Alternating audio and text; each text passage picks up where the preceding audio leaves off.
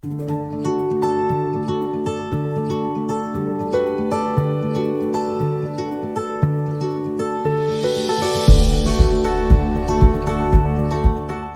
Javerín para todos, Parashá Bear. La Parashá de esta semana, Bear, nos dice en esta porción de Levítico, que está en el capítulo 25 de Baikra, del versículo 1 al capítulo 26, versículo 2, prácticamente un capítulo. Bear me está diciendo en el monte.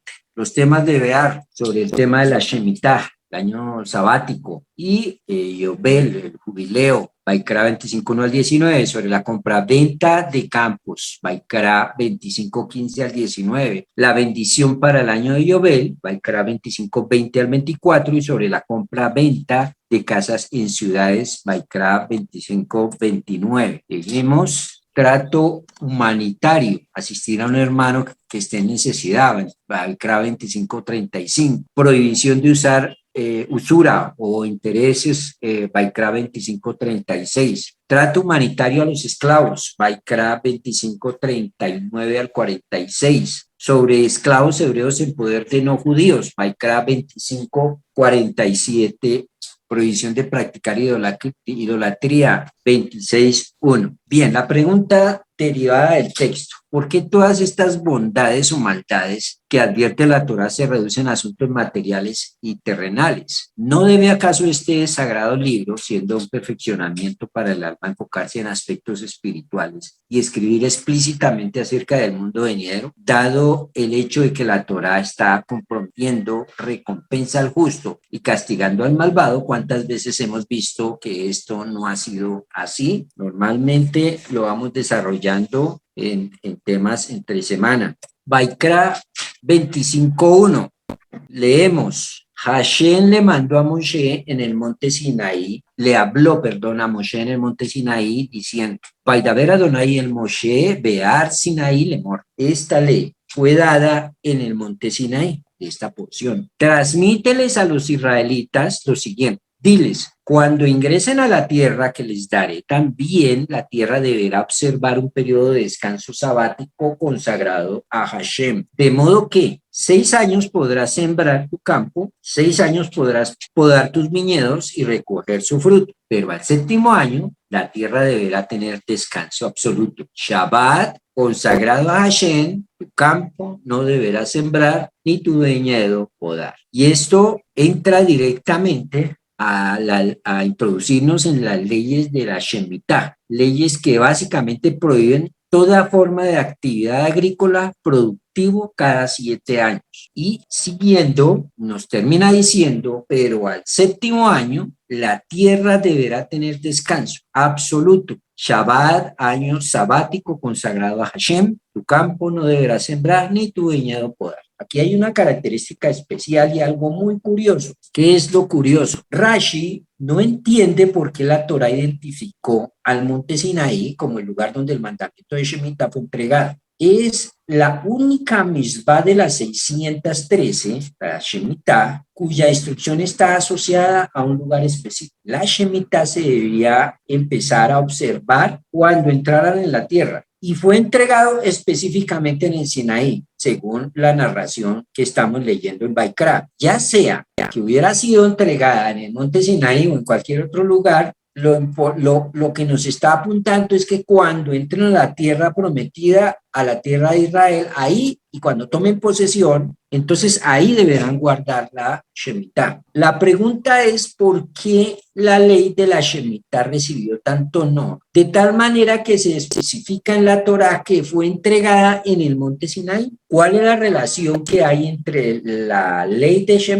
Shemitah y el monte Sinai? Ciertamente todas las leyes de la Torá fueron entregadas en el monte Sinaí, pero ojo, esta es, digamos que la postura tradicional, pero si tú le haces el análisis crítico al texto de la Torá, vas a encontrar que no todas las leyes fueron entregadas en el monte Sinaí. Hay leyes que fueron dadas según la circunstancia, hay otras que fueron dándose a través de los 40 años en los que ellos estuvieron en el cielo. Podemos hablar de por ejemplo, el pasaje donde están las hijas de Selfhat, que no sabían que se iban a quedar sin herencia, entonces tuvieron que consultar nuevamente con el Señor y ver qué hacían en ese caso. Y sale la ley que tiene que ver con ese caso específico. Sale el hombre que está leñando en Shabbat, ¿qué hacemos ahora con este hombre? Sale la norma que debería aplicarse para este caso, etcétera. Pero específicamente de esta norma, la Torah sí nos dice que fue entregada en el monte Sinaí, junto con las demás cosas que estaban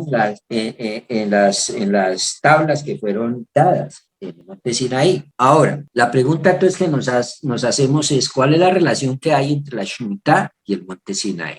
¿Acaso debemos asumir que la selección de este mandamiento respecto a que fue entregado en el monte Sinaí fue una coincidencia? Vamos a intentar explicar la relación especial que hay entre la Shemitah y el Sinaí en esta charla. Es común resaltar que la Shemitah es un mandamiento, es una mitzvah increíblemente poderosa. Casi este mandamiento tiene el poder de demostrar que la Torah debe de haberse originado en el cielo. Ningún ser humano en una sociedad agrícola, una sociedad como la de esa época que dependía del campo, de lo que se cultivaba. Ningún ser humano en una sociedad como esta agrícola podía jamás haber ideado una ley como la Shemitah, en la que le da la orden al pueblo que no pueden sembrar en todo un año. Eso es renunciar a una cosecha completa una vez cada 7 años. Ahora, uno podría aquí pues decir, yo renuncio a cosecha. Claro, pues estamos en un país donde esas leyes no interesan y si yo no siembro, otro sembrará, siempre habrá que comprar en el supermercado. Pero es que estamos hablando de una sociedad que dependía exclusivamente de eso. Y entonces decirle a la gente, mire, usted no va a comer, no va a sembrar en un año completo, era muy osado. Podía, por ejemplo, generar incluso una hambruna. Y eso que cuando llegaba el jubileo eran 2 años. Pues imagínense 2 años usted sin cultivar y decirle eso a todo un pueblo, no lo haga, todo un país, pues eso podía generar incluso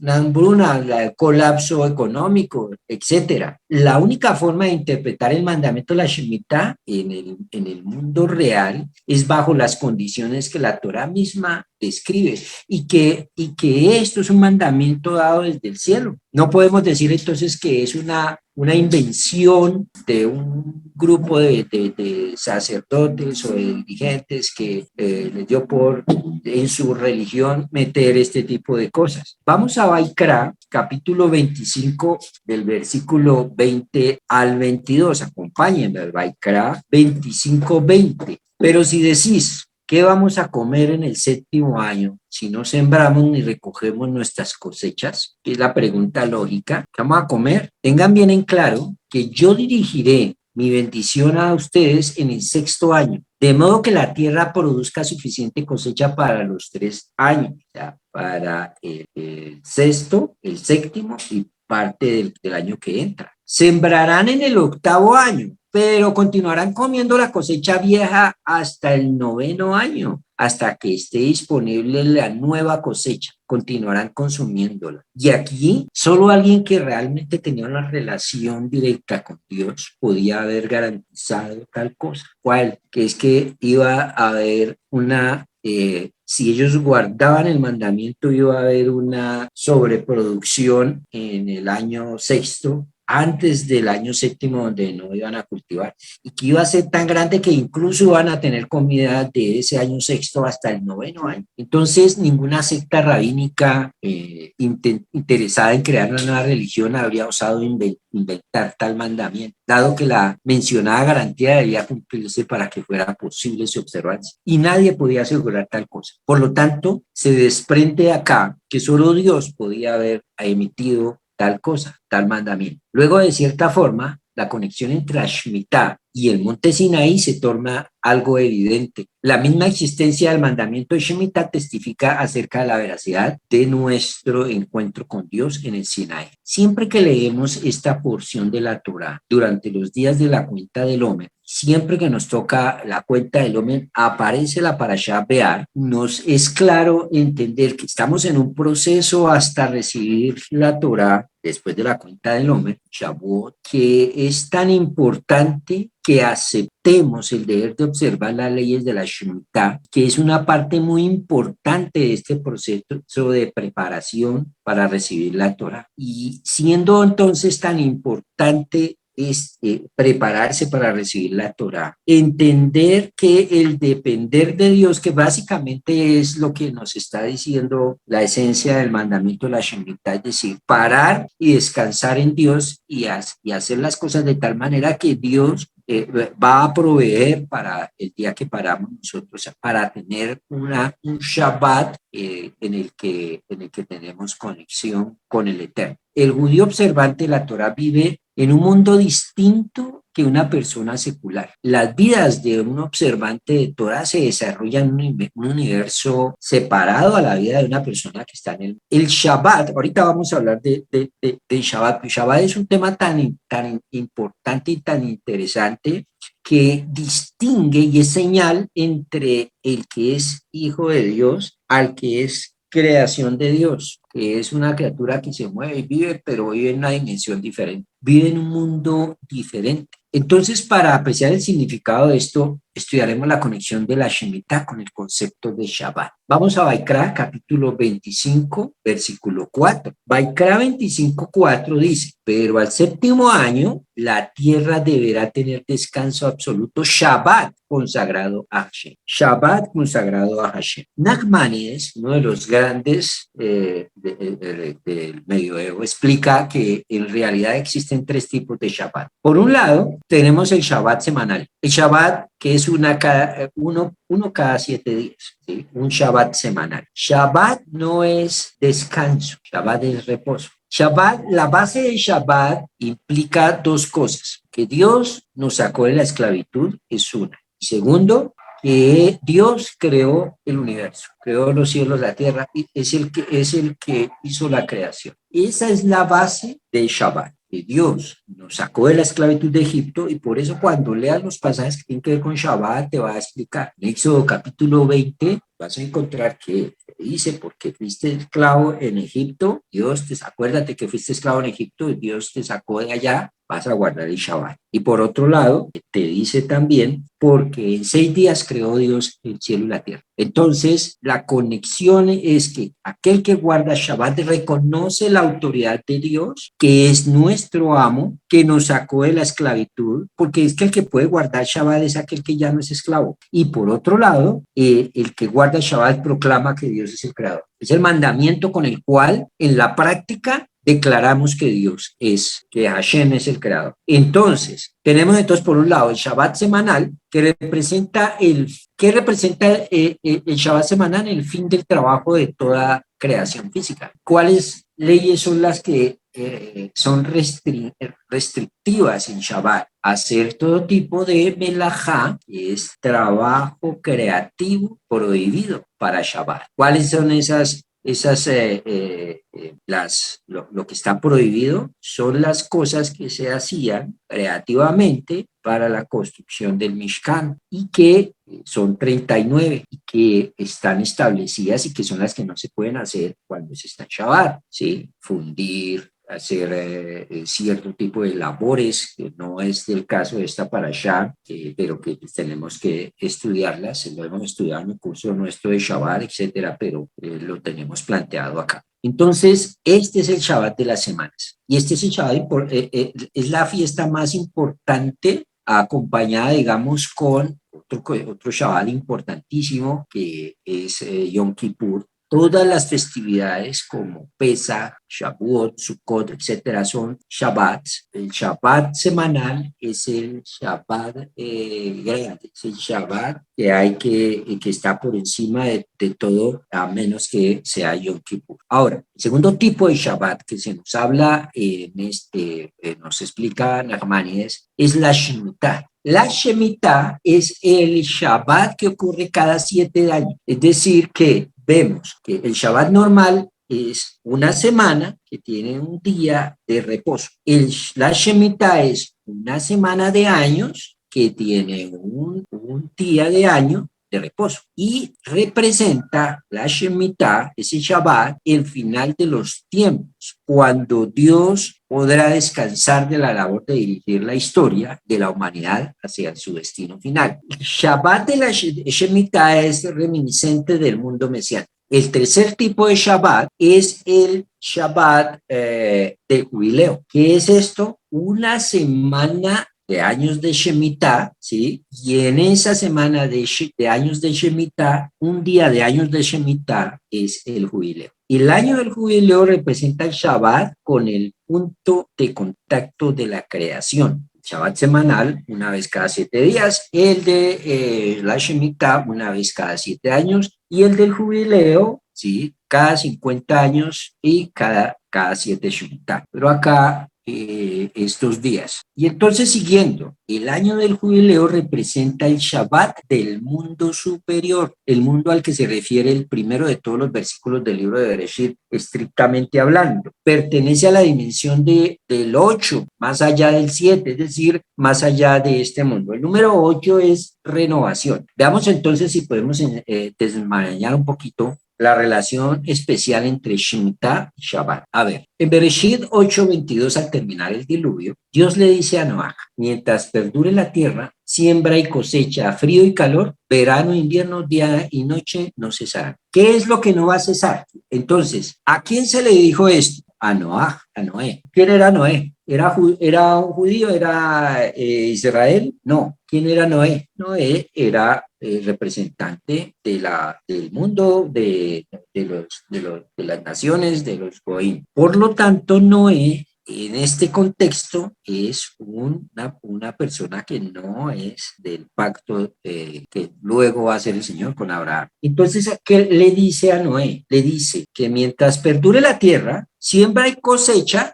no cesará. Quiere decir eso, que no tiene un día de descanso, que siempre va a tener que trabajar y no va a parar. Y esto es muy especial, porque el Shabbat no es para todo el mundo. El Shabbat no es para los que están en el mundo, no es para los que están afuera. El Shabbat es para los que son Israel. Entonces, en el Talmud, Sanedrín 58b, se nos dice que a un hijo de Noaj, o Ben Noaj, literalmente descendiente de Noaj, es decir, un no hebreo, un no judío, que está obligado a observar las 7 leyes de Noaj, no se le permite detenerse en Shabbat. Él tiene prohibido la observancia del Shabbat tal cual se le ha ordenado al pueblo de Israel. De hecho, en la práctica, a los que están en el proceso de conversión para el judaísmo, son considerados hijos de Noaj hasta el día que, de acuerdo a la ley judía, hacen la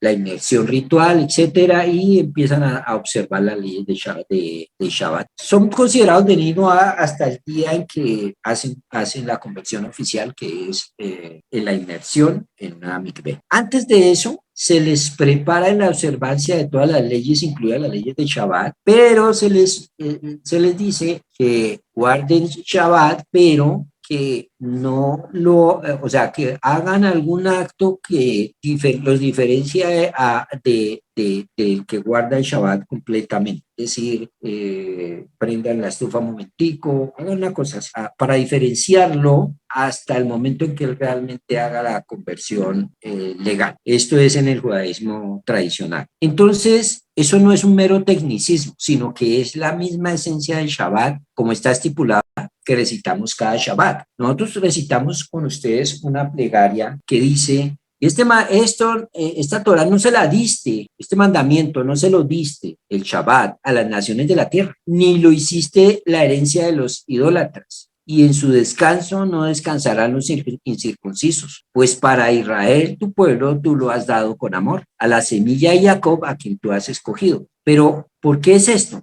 ¿Qué posible daño puede ocurrir si un judío, un hijo de Noaj, observa el Shabbat? Vamos a Bereshit, capítulo 8, versículo 22. Vamos a dar un ejemplo. Ahora actualmente hay más de una forma de volar un avión, de conducir un avión en el cielo. Un avión se puede volar manualmente con un piloto, ¿chan? Y el piloto y el piloto lo despega, lo maneja todo el trayecto y lo aterriza. Ahora, de un tiempo para acá apareció el piloto automático. Un avión, entonces, puede ser puesto en modo automático, pero ya cuando está en el cielo volando. El piloto normalmente lo despega, lo pone en piloto automático, queda dirigido hacia un punto específico y luego lo aterriza. Ahora, cada vez entonces más sistemas están bajo el control del computador en un vuelo. Llegará el momento donde se despegue y se aterrice también con el control automático. La pregunta es si un piloto humano puede, por ejemplo, se enfermó, puede tener problemas familiares y entonces coger el avión y estrellarlo, puede pasar muchas cosas, pero normalmente nos sentimos como más seguros que el avión lo maneje un piloto que podemos ver a un piloto automático. ¿Por qué? Porque un piloto normal, una persona que ha sido preparada para eso, pues puede pensar. Y entonces, si pasa algo, puede reaccionar de una manera que lleve al avión a buen término. Pero un piloto automático puede fallar, puede interpretar mal una lectura de un dato, etcétera, y puede terminar estrellando el avión. Entonces, la diferencia es que, por lo menos para ahora, el piloto normal, la persona que maneja el avión, pues puede pensar. Poniendo este ejemplo, lo llevamos al tema de esta parasha. Dios creó un universo que también puede funcionar de estas dos maneras, en piloto, manejándolo Dios o con piloto automático. Inicialmente el mundo lo piloteaba Dios. Estamos hablando inicialmente antes del diluvio, pero dado que él estaba involucrado personalmente con los pasajeros de este mundo, las transgresiones de los pasajeros dañaron el vínculo entre los humanos y el piloto, a tal punto que en un momento dado Dios decidió abortar el viaje en el tema del diluvio. Dios estaba al frente de la conducción del mundo, pero los hombres en sus transgresiones hicieron que él se alejara, que se apartara aún más. Y entonces, ¿qué pasó? Para que Dios pudiera dar como el espacio de, sabiendo que el hombre se iba a volver a pecar y a caer, para no volver a destruir la humanidad, entonces lo que hizo fue bajarse del avión y poner el avión en piloto automático. Eso es más o menos haciendo ese símil. Dios decidió retirarse de los controles y puso al universo en piloto automático. A partir de ese momento, Dios no estará directamente involucrado en el fluir de las estaciones, etcétera. Pero este cambio en la normativa tuvo también un lado negativo. Mientras Dios estaba en el asiento de piloto, el universo se dirigía hacia un destino. Pero ahora que se encuentra en piloto automático, el mundo gira sin fin, bajo control de un sistema automatizado que no toma en cuenta ideas como propósito y destino. Ese universo de piloto automático no existe en Shabbat. ¿Por qué? Porque Shabbat es un propósito, un destino. La esencia del pacto de Dios con Abraham consiste en la promesa de que Abraham nunca sería sometido al control de este mundo, de este computador universal, por decirlo de esa manera. De hecho, cuando Dios va a hacer el pacto con Abraham, hay un momento donde lo saca y le muestra las constelaciones del cielo, las estrellas, pero en la Torá dice que lo puso por encima de todo eso y le mostró, dándole a entender que él y su descendencia iba a estar por encima de los designios de las estrellas, etc. ¿Cómo dice esto? En Bereshit 12:1 dice, Hashem le dijo a Abraham, vete para ti, o sea, por tu bien, de tu tierra, de tu patria y de la casa de tu padre, a la tierra que te mostraré. Haré de ti una gran nación, te bendeciré, engrandeceré tu nombre y serás una bendición. Bendeciré a quienes te bendigan y al que te maldiga yo maldeciré. Serán bendecidas a través de ti todas las familias de la tierra. ¿Todas cuáles? Su descendencia, en términos más específicos. Ahora, el universo entonces de Abraham tiene tanto los pros como los contras del mundo del prediluvio. Su universo es piloteado directamente por Dios. Es manejado por una relación en vez de guiado por el computador. Eso significa que tiene un propósito y un destino. Miren, el libro de Derek Hashem, por ejemplo, de Lusato, nos aporta también para este tema, porque él enseña que Dios se encarga directamente de Israel, pero del resto de la humanidad, cada nación tiene su propio ángel aparte. Es supervisado por un ángel, mientras Israel es supervisado directamente por. Es decir, que el piloto, en este caso, del mundo para el mundo de Israel, es Dios directamente, pero para el resto del mundo, él tiene como un piloto automático o como sus lugartenientes ahí al frente.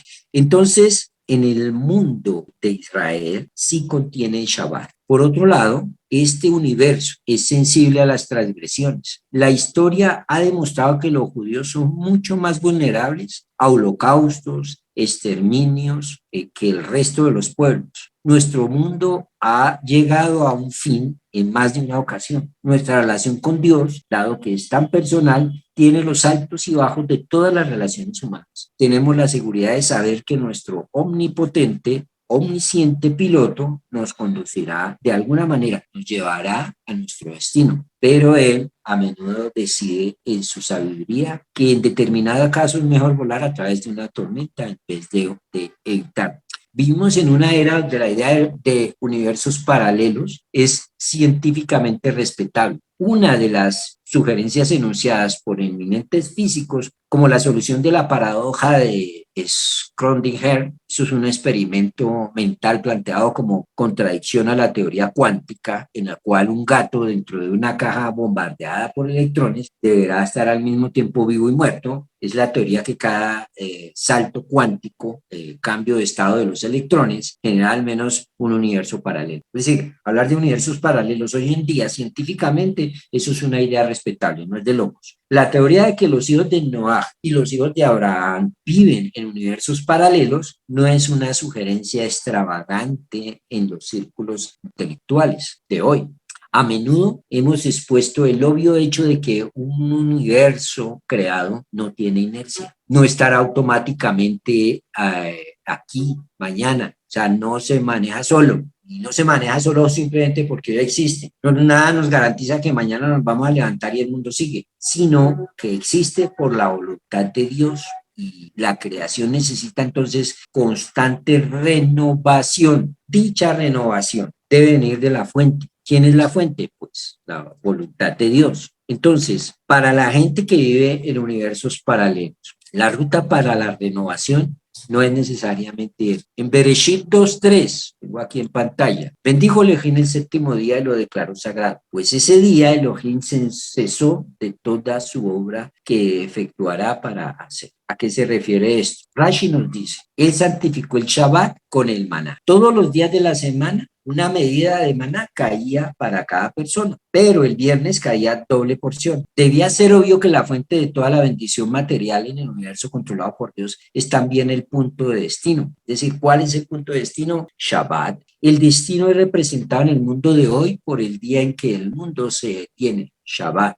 Bien. Entonces, la fuente de bendición material no es el universo que Dios puso en piloto automático. La fuente de nuestra renovación es Shabbat, un día reminiscente de la creación de Dios. Ahora, hemos llegado al punto en que los universos paralelos de los hijos de Noé y los hijos de Abraham comienzan a diverger. La esencia del mensaje de la aclaración post-diluvio emitida por Dios de que el mundo noahida nunca cesaría con la idea de renovación. La garantía divina de renovación permanece, se traduce en que la energía de tal renovación fue programada en el universo noahida hasta el final de los tiempos. La decisión divina de desligarse fue precisamente para proteger al mundo de la destrucción. Si Dios seguía estando ahí al frente, no podía estar al frente con un poco de pecadores. Entonces, por eso decidió dividir en dos mundos paralelos. Es un mundo en el que él no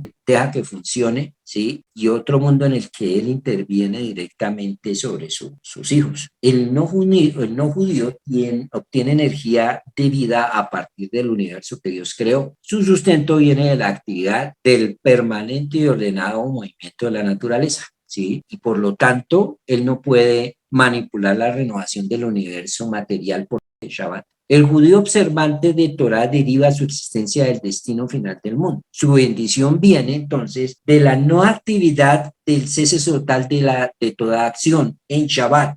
Él debe entonces observar el Shabbat para mantener su conexión con la fuente de su existencia. Entonces, la descendencia de Abraham solo puede sobrevivir observando el Shabbat, a diferencia de los del mundo, que sobreviven de lo que da el mundo y las reglas que están impuestas para el mundo. Nosotros, entonces, vivimos en un mundo diferente del mundo de los de afuera. Pero el Shabbat es algo más que un símbolo del punto destino al que debemos llegar. Dios diseñó el universo de tal manera que fuera obvio que el Shabbat es el punto de intersección entre estos dos mundos, entre estos dos universos paralelos. Todas las cosas materiales tienen, digamos que, 6 lados, ¿no? Todo lo material tiene 6 lados. 6 dimensiones. Sin embargo, los cuerpos sólidos tienen un punto que es metafísico, su centro. El centro es quizá el punto más importante y útil en términos de cálculos matemáticos, como cualquiera que haya intentado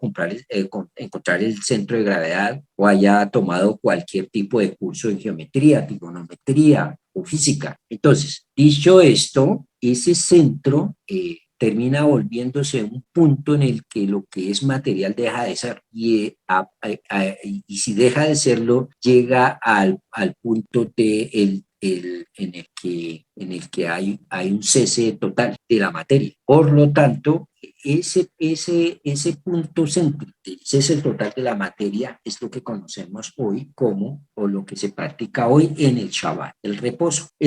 El proyecto de Dios es que todos nosotros reposemos, que el mundo descanse en Dios. Ese reposo es Shabbat y ese Shabbat se refleja de las 3 maneras como lo vimos al comienzo. Shabbat semanal, Shabbat de 7 años y Shabbat grande, que es el del jubileo. Y es tan importante que el hecho de no observar los Shabbats de la Shemitah hicieron que el pueblo fuese castigado, que fuera expulsado, como castigo por los pecados de inmoralidad sexual, de idolatría y la no observancia de la Shemitah y jubileo. Los judíos son exiliados y otros vienen y se asientan en su lugar. Eso está, lo dice Talmud Shabbat 33a. Pero, ¿qué le pasará a la tierra cuando el hombre abusa de ella y no la deja descansar? Vamos a Baikra, capítulo 26, 34, 35. Dice, entonces, durante los años de su desolación, mientras ustedes estén en el país de sus enemigos, la tierra será apaciguada por sus años sabáticos. Ojo, lo que aquí está entre paréntesis son agregados para que se pueda entender, no es lo que dice directamente la Torah, que ustedes hayan violado. La tierra podrá descansar y así apaciguar el enojo a Hashem por los años sabáticos en que fuera violada y no se le diera descanso. Dios creó el mundo y creó la tierra también para que ella pueda reposar y descansar. Cuando la gente le da y le da y le da a la tierra y no la deja descansar, esa tierra deja de producir, se agota y se erosiona. ¿Qué es lo que hacen los del mundo? Entonces le aplican cuanto químico posible sea para poderle sacar el máximo de provecho a esa tierra. Pues esa tierra a la larga se va a volver estéril. La tierra, según el plan divino, debe descansar una vez cada 7 años, un año completo. Y Dios le dice al pueblo de Israel que si ellos no observan sus mandamientos, entonces la tierra los va a expulsar. Por producto de que ellos dejaron de observar el año sabático, la ley de la Shemitah, cosa que sucedió cuando llegaron los babilonios y se los llevaron cautivos. ¿Cuántos años estuvieron cautivos en Babilonia? 70 años. 70 años que correspondían a los años de Shemitah que ellos no habían guardado. Eso se vio representado en el exilio que duró esos 70 años. Fue exactamente entonces ese exilio tan largo como el número de años de Shemitah y jubileo desde que el pueblo judío entró en la tierra de Israel, puesto que nunca observaron la Torá de la ley de Shemitah correctamente, tuvieron que sufrir un año de exilio por cada año de no observancia. Como preparación para recibir la Torá nuevamente debemos entonces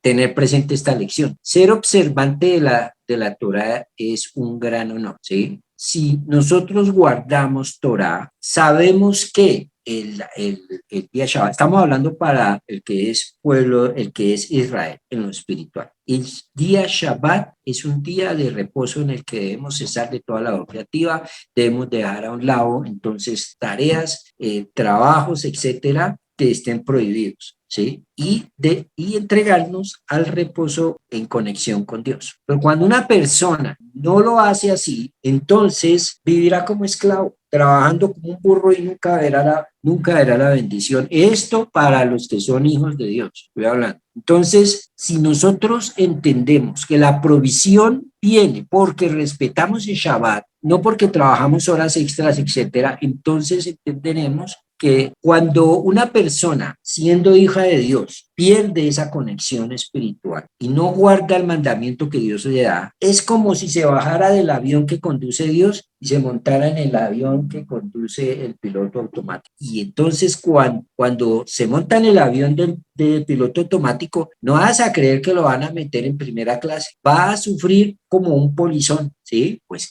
¿cómo viaja un polizón? Siempre sufriendo. Esa es la vida del judío que no guarde Torah y va a ser castigado. Entonces, hasta que se entere que realmente no pertenece a ese mundo. Todas las tragedias recurrentes en la historia judía se originan en los fallidos intentos de grandes facciones del pueblo judío de descender de su propio universo y unirse al resto del mundo, olvidando su origen y olvidando lo que es. Eso en términos básicos es a lo que se refiere en esta época de la cuenta del Omer, la Parashá Be'ar con respecto a el guardar la Shemitah. Bien, preguntas.